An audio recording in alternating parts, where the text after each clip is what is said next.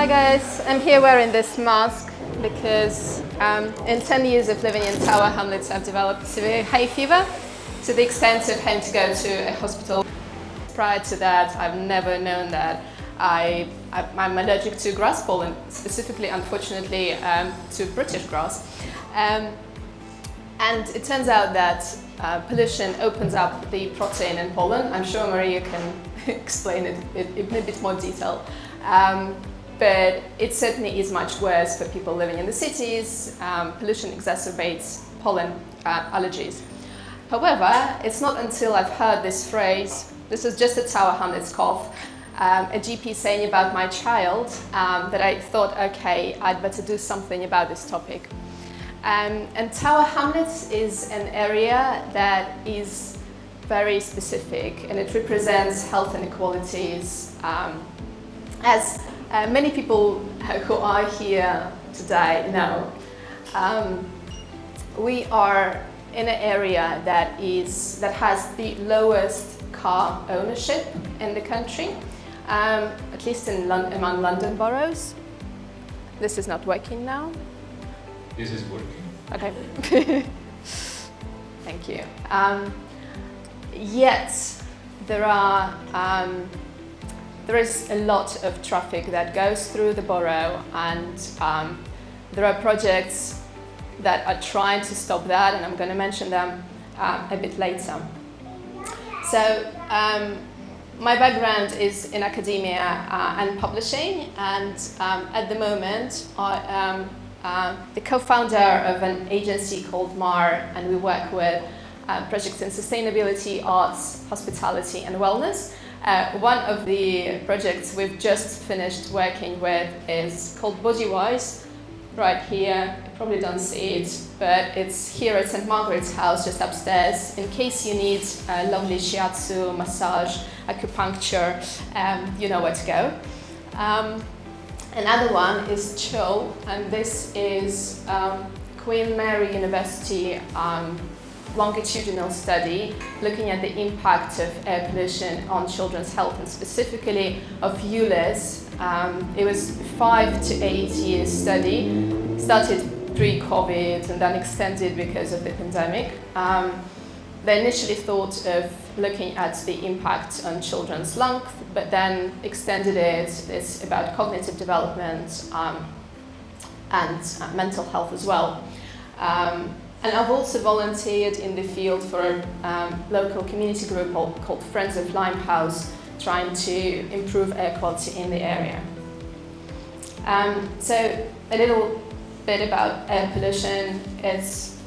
We know a lot about outdoor air pollution and its sources, but the indoor pollution often gets overlooked, and it's not just burning fossil fuels at home, but it's also lighting up a candle or an incense that can have a massive spike of air pollution that's much worse than what you get even here outside in Tower Hamlets. Or using a hair straightener. I'm now all curly because of that. Aerosols, using cleaning products that are not eco-friendly, also can cause a spike. So if we talk about traffic-related air pollution, or TRAP, I really like that. One of the main sources, you can't see. 53% is down to cars and taxis, and then 26.7% is down to large vehicles, and those are often diesel ones, which needs to be phased out as soon as possible, but this is still a kind of long process. Now, a lot of it can be avoided because in Tower Hamlets, 4 out of 5 car trips are under 2 miles. And that brings us back to the idea of climate justice, because here in Tower Hamlets we've got a large Bengali community, and a lot of studies show that Asian and Black minorities are disproportionately affected by air pollution. But in this specific community, I see it a lot in my children's school. Often dads drop off children at school in the morning, large families, lots of children. And when I try to talk to them and say, hey, do you think you could swap this ride, with a bike ride? They say, you know what, I'm an Uber driver and I'm on my way to work. There is no way this is gonna be changed. And that's what a lot of people in the field are now thinking about. We can't just invite behavioral change, and I really dislike that term as such because I think it's still a bit colonial. We can't have this top-down approach. We need to walk into communities, we need to work with the communities. We can't talk to Caribbean community and say you can't cook on fire because we don't understand the significance of fire for the community. And that disconnection, to me, is largely what feeds into climate change. 85% of all global air pollution comes from burning fossil fuels. So air pollution and climate change are really interrelated.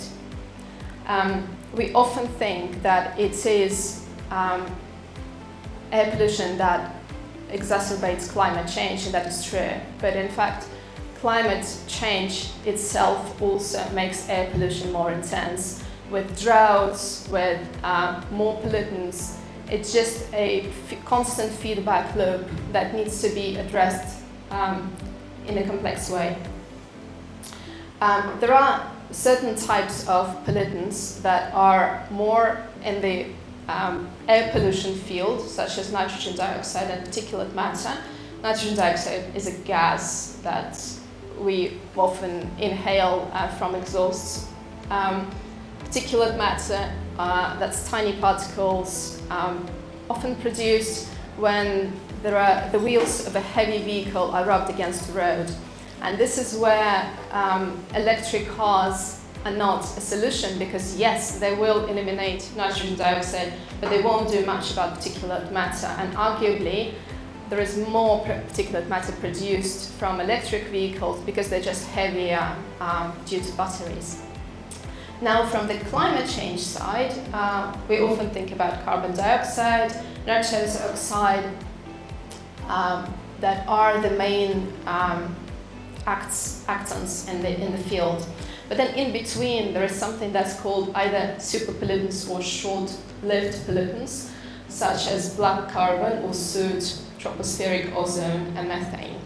And they are both human and nature related, but all of them feed into both air pollution and climate change. And this bunch are responsible for up to 45% of the warming. So eliminating this bit in the middle is the number one priority to address both climate change and air pollution. Having said that, there are just 17 countries, well, that is data for 2021, I couldn't find a fresher one. Just 17 countries included black carbon in their air pollution plans. When it comes to the health issues, a couple of weeks ago, I went to the Parliament to a conference organized by Black Maternal Health. And there were lots of researchers in the field. And there is some recent research that shows the impact of air pollution on health from pre-mature state, from basically conception until death. It now is proven that air pollution, when a baby in the womb, when the mother of a baby is in a polluted area, the placenta on the baby's side has air pollution. And in such cases, it affects gene mutilation. So people who are as unborn yet babies, people who were exposed to air pollution, they're more likely to have cardiovascular diseases, respiratory diseases, more much more likelihood of asthma. 1 in 10 children in Tower Hamlets has asthma, roughly.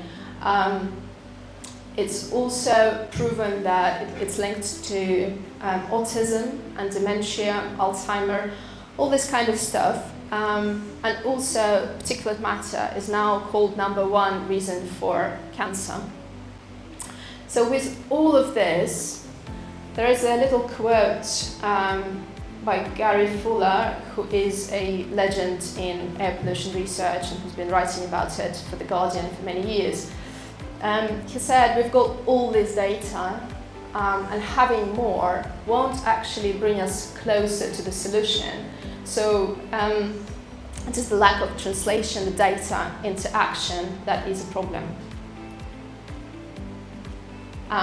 So there are lots of policies that can be a solution. ULEZ is great, and as CHIL study, Children's Health in London and Luton, has proved there is positive effect on children's health.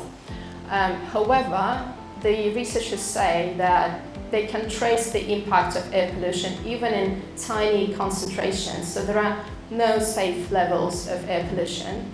I spoke to Dr. Grigg, who is a pediatrician and who's been looking at the impact of air pollution on health for many years, and he said to me, well, it's a balance we need to find in the society. We need to bring it down to the state when we say, okay, this is now economically viable, but it is improving public health, but we're not anywhere near that state. So on the national level, there are lots of solutions that can be done. So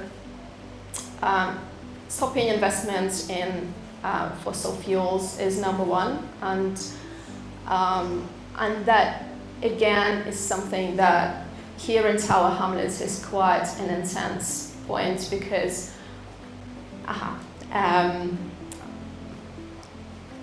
there is a lot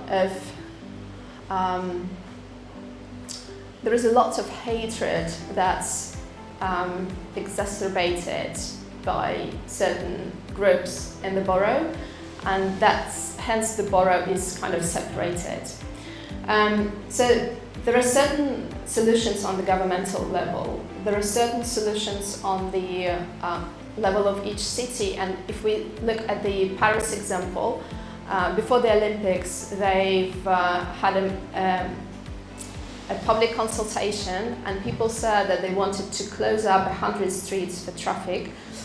So they built a lot of kilometers of new bike roads, and the impact on the air is very impressive. It's really, the pollution's really dropped, and the cities become much more livable. What I see as something that brings all of these things together is a third sector. There are lots of projects that work in this field. All of you mentioned global child maternal health. Ella Roberta Foundation, I'm sure you know the story of Ella, who died of a severe asthma attack in Luton 10 years ago, and her mum ever since has been campaigning in the field. She's now pushing Ella's law or air pollution bill in the government in the parliament. And together with the Global Action Plan, they're pushing for dropping the level of the legal level of pollution in the country down to the WHO recommendations. There are multiple projects.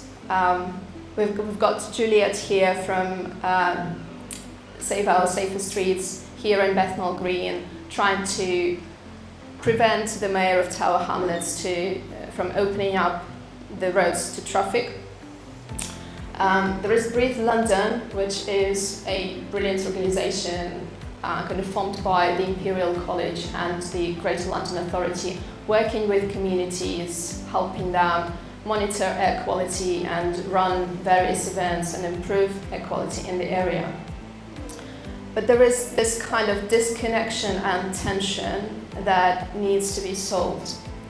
When I volunteered for Friends of Limehouse, I did all the comms and created an educational program.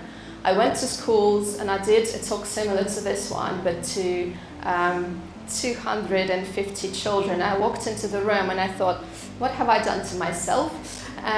But they were brilliant audience, very engaged. They got this subject straight away, and they were like, oh, okay, how do we model a teleport? We're going to persuade parents to scoot and cycle to school. And then I asked them to channel all of those feelings into art, and they created posters which I then exhibited in local community centres. This one is my favourite. It's such a beautiful work of art. I invited an photographer, Adam Asfendiyar, to do a project locally, and he did it with the Welcome Centre. He took pictures of activists, mainly mothers, with their children, and interviewed them. That's me with my children. So there is lots of art that's created about it. The issue I see here is that this funding that is in the field does not reach the grassroots level, and hence this project go on for a couple of years, but then eventually people move on and do something else. But to keep it going and for it to be a coherent system, it needs to be systematic. Here are a few slides about minimizing the effects of air pollution. So if you are a pedestrian, if you forgot children, don't let them go by the road. Move them as far as possible from the car exhausts, because they are much closer to them and they're more likely to inhale them, and their lungs are smaller. In Tower Hamlets, children's lung capacity is smaller than everywhere else in the country. And stay in back streets, use a bike, bus if you can. Track your exposure. There are several apps like AirTrack right now that help you do that. If you do have to drive, switch on the air recirculation button, particularly in stagnant traffic. Keep your car windows closed, check your tires, because again, particulate matter. And of course, no idling. In terms of indoor air pollution, turning on an extractor fan is essential, particularly if cooking on gas, because that is a major source of pollution, and it's now again the global maternal health are trying to push for phasing out gas cookers. And consider investing in an air purifier. Thank you very much.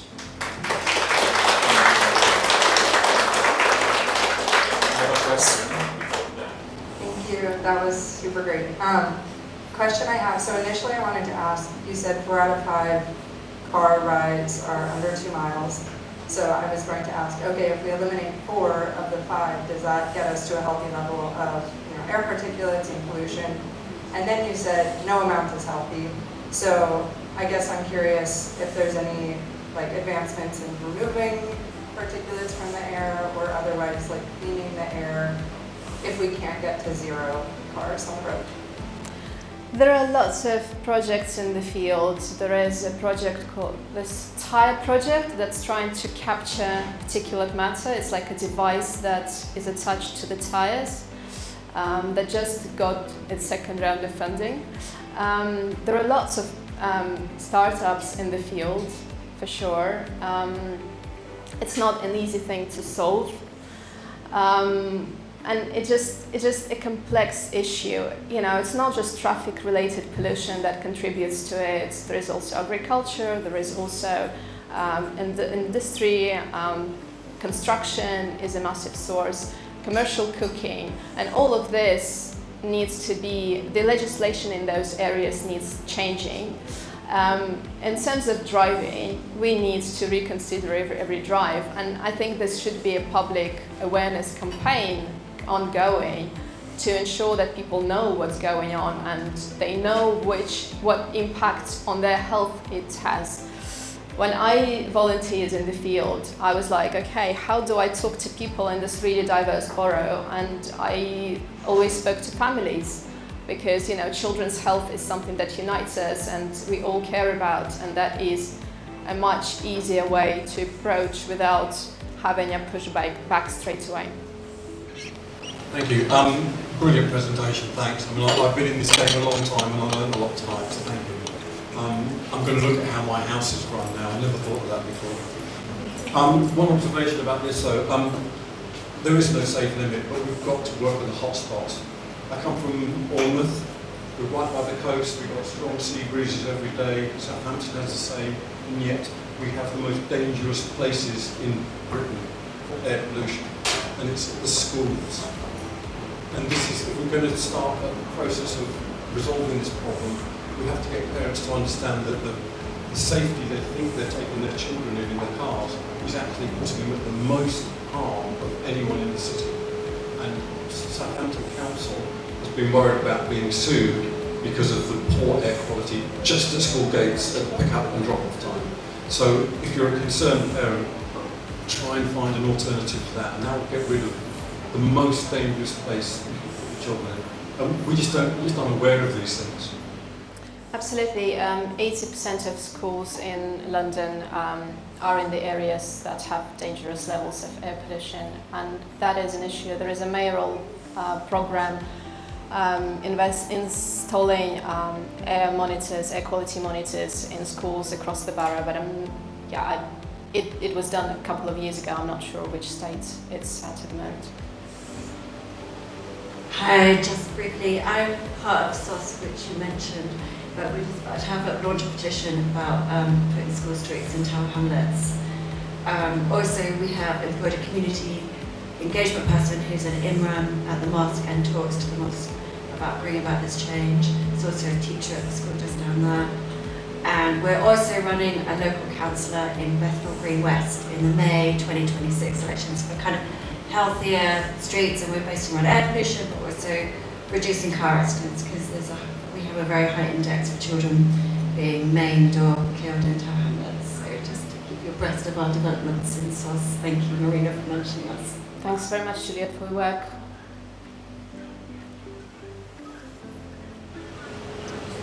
I actually have a question, not to Marina, but to the audience. Can you guys tell me how many of us have any lung problems or have somebody in their family who have lung problems? Okay, well at least half of us. So just tell us how huge the problem is. Any other question? Yeah, I just want to make a remark, comparison to England with the country of Sweden, where I used to live for 10 years, from 2001 to 2010, so quite a long time ago. And everywhere in the country, from north to south, there are signs on the road that it is forbidden to leave the motor, the engine of your car running at any time. And I think that is so people are so used in Sweden to turn off their engine when they are dropping off kids or anything, basically, because they will be fined otherwise. I haven't seen a single of those traffic signs in England or anywhere in any other European country. But it's a question, it's a political question of changing the law and forbid it for cars to leave their engine running at any time. The reason they do it is because in Sweden they are already for decades fully aware of the impact of the environment. They are way in front of all other European countries, in my opinion. That's just one of the things I noticed during my stay there for 10 years. But that was just a remark, not a question. But the law can be changed here as well for cars. Thank you very much. You're welcome. Yeah, it takes a lot of political will, and for sure the Mayor of London has done a lot in the field and is kind of using it as a vehicle for his work, but there's just so much more that needs to be done. I've seen, I think, 3 signs no idling in front of schools, and I've spoken to a lot of schools, I've been to many. So yeah, you're absolutely right. How many of you drive? How many of you leave the engine on?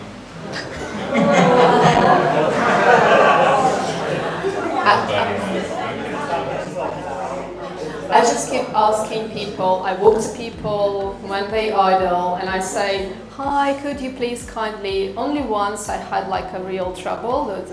I was with my youngest and there was a really big man and he came out and he said, no. And I felt uncomfortable. I was not far from my oldest school, so I kind of ran there and asked the gatekeeper to kind of help. So that guy switched the gas off and he never did again. But Mums for Lungs, a brilliant grassroots organisation based in South London, they've got booklets that you can order for free, and you can just put them, on the car that say everything about idling and the impact of it on health. So that's the kind of, that prevents the conversation if you don't feel comfortable about it. Any other question? Okay. Thank you so much, Marina. Thank you very much. Thank you.